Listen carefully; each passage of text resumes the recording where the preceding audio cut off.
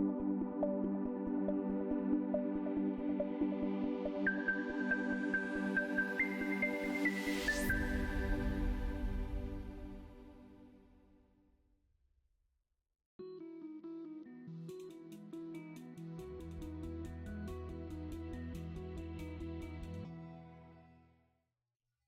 story of David and Goliath is one of the most well-known stories of Scripture, and one that has taken on a life of its own as a descriptor of any kind of underdog story.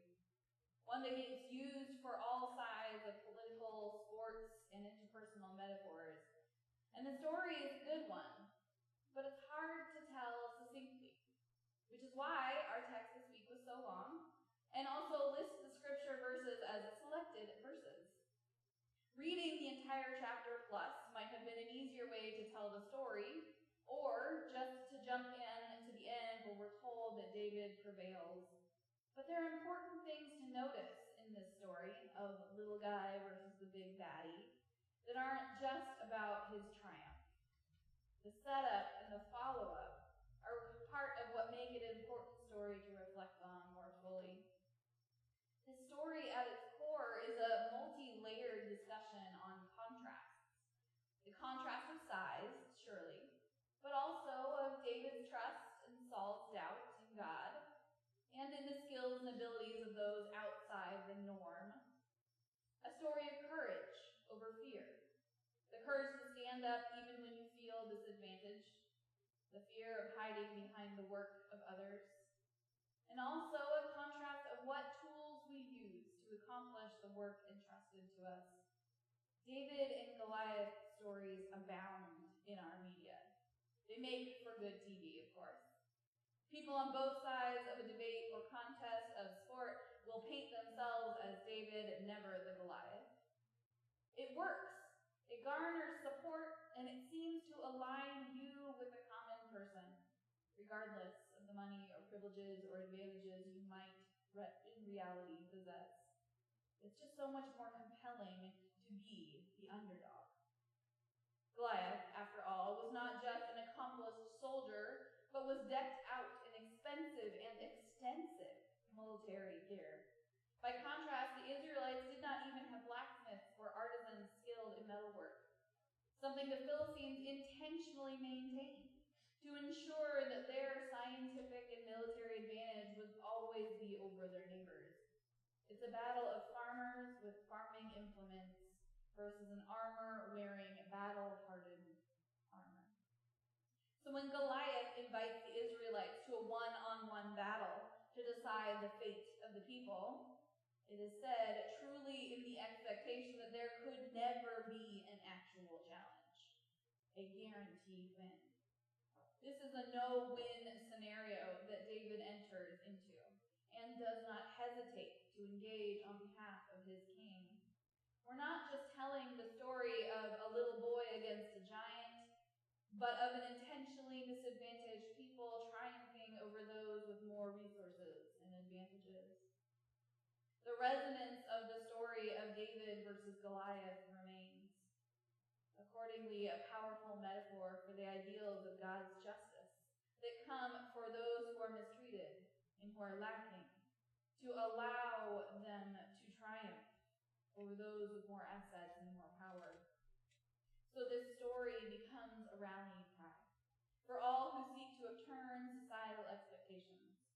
And rightly so, as a central feature here is that both Saul and Goliath trust in the armor of war to protect and to do the real work of the battle. But shepherd David puts his trust in small rocks taken from the ground at which he stands, hurled in a simple sling. What is so interesting as well is that the name Goliath itself has come to mean large, imposing, the unequal partner in a race.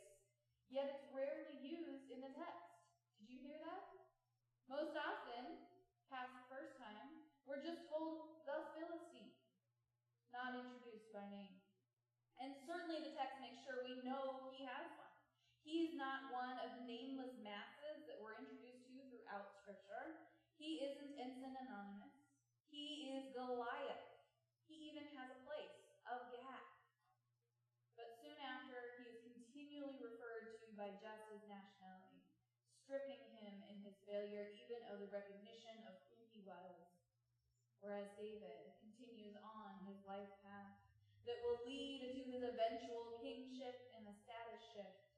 In this moment, he's still just a little known shepherd with a little skill, maybe an understanding of human physiology, who turns an impassable head-to-head into a national triumph, ensuring that his success is not built on the weapons of war.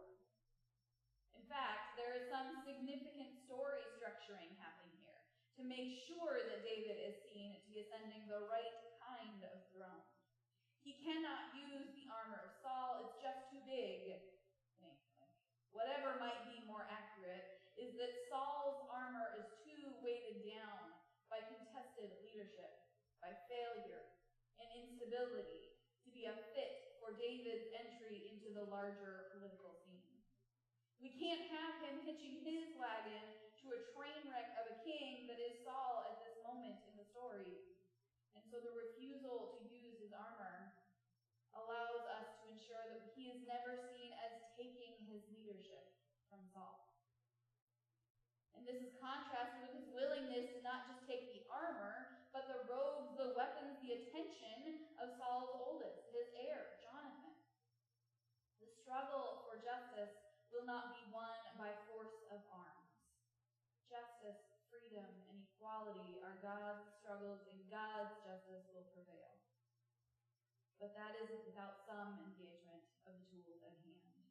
He does use a sword, it's true, to take the giant head and present it to Saul. He does accept Jonathan's tools of war. But the moment of change happens without devices of injury. One of the things I think we're encouraged to learn from this scene is that we must start with faith. Faith in our own abilities, in the tools that we know and have at hand, in the people who are present with us in our moments of transition, but that it can't stop there.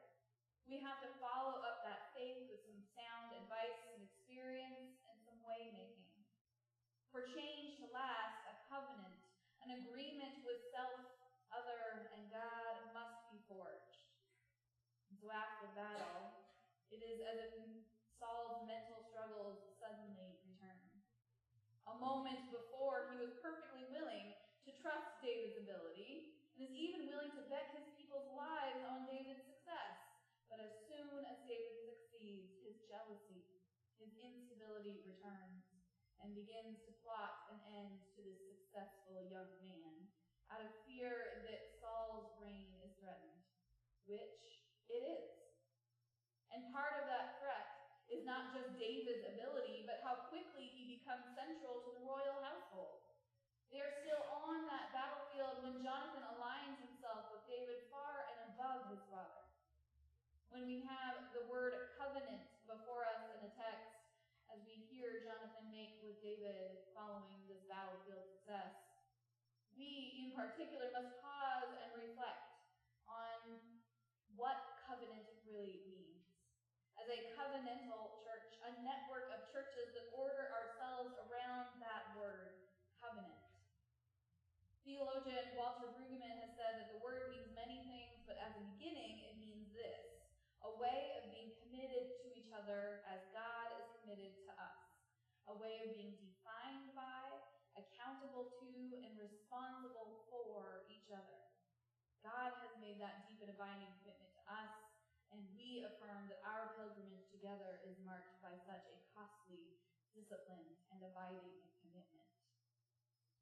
Defined by, accountable to, responsible for. This is what Jonathan offers to David, and that David willingly accepts. This transition offers a way for David to rule in Saul's place in the future without starting a civil war, but it also offers us the briefest glimpse into how attraction happens outside the acceptable boxes of friendship and interconnectedness. There are always going to be those people to whom we are drawn, not just out of their their charisma or their success, but because of an inner space within ourselves that is drawn to the inner space inside them, the light in me and the light in you. David and Jonathan offer us that opening. Their story rejoices in the affection between the two men, describing their friendship as carefree, more of which we will hear and develop on next week as we continue in that story. But at this moment, all we are given today is an opening to another way, a different advantage of success, an opening to new relationships and experiences. This passage openly celebrates the affection between them as a joyful aspect of life and an important point in the successful, chosen life that is to come for young King David. What we can say from the story of Goliath, the overcoming of the impassable, is that life will never be what we can expect. As the wonderful Laverne Cox is quoted in our opening meditation this morning, we are not what other people say we are. We are who we know ourselves to be, and we are what we love. The work of God's justice and standing up for the rights of the underdogs continues, and God makes a way through it for each and every one of us to be the peace person that we are, so that we can accomplish great things by being ourselves, by speaking in faith, acting with courage, and maintaining new ways of relationship. God has made a commitment to us. God made a commitment to generations.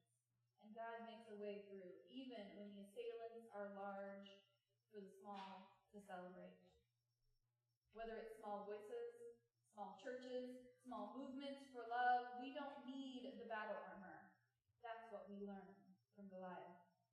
We need to claim our truth, our identity, our abilities, and stride forward to stand up for change, to be who we are in this moment, and to find where the path leads from here.